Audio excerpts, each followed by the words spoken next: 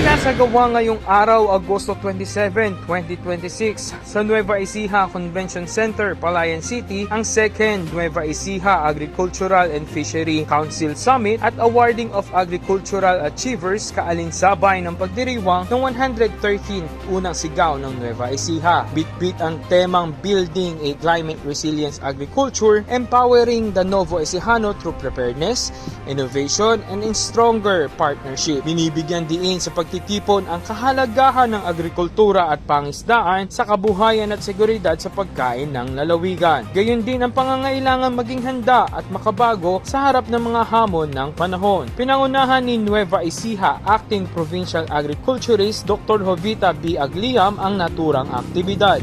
Dumalo sina Vice Governor Gil Raymond M. Umali at Provincial Administrator Attorney Jose Maria Cesar C. San Pedro na nagpaabot ng mensahe ng suporta para sa patuloy na pagpapaunlad ng agrikultura at pangisdaan sa lalawigan sa pangunguna ni Governor Aurelio Oy M. Umaling. Nilahukan ito ng iba't ibang Agricultural and Fishery Office, samahan at kooperatiba mula sa 4 na distrito ng Nueva Ecija. Tampok din ang kadiwa ng Pangulo na nag-alok ng sari-saring produktong agrikultural at pangisdaan na ipinagmamalaki ng Novo Ecijano, kasama ang mga makabagong kaalaman at teknolohiyang makakatulong sa pagpapahusay ng produksyon at kabuhayan. Naging masigla at makabuluhan ang pagtitipon, isang pagpapakita ng pagkakaisa ng pamahalaang panlalawigan, mga magsasaka, mangingisda, kooperatiba at iba't ibang katuwang tungo sa mas matatag, mas produktibo at climate resilient na sektor ng agrikultura at pangisdaan sa lalawigan ng Nueva Ecija. Para sa balitang Nueva Ecija, Carl Vincent Siriaco nag-uulat para sa DWNE Teleradyo, ang tinig ng Nueva Ecija.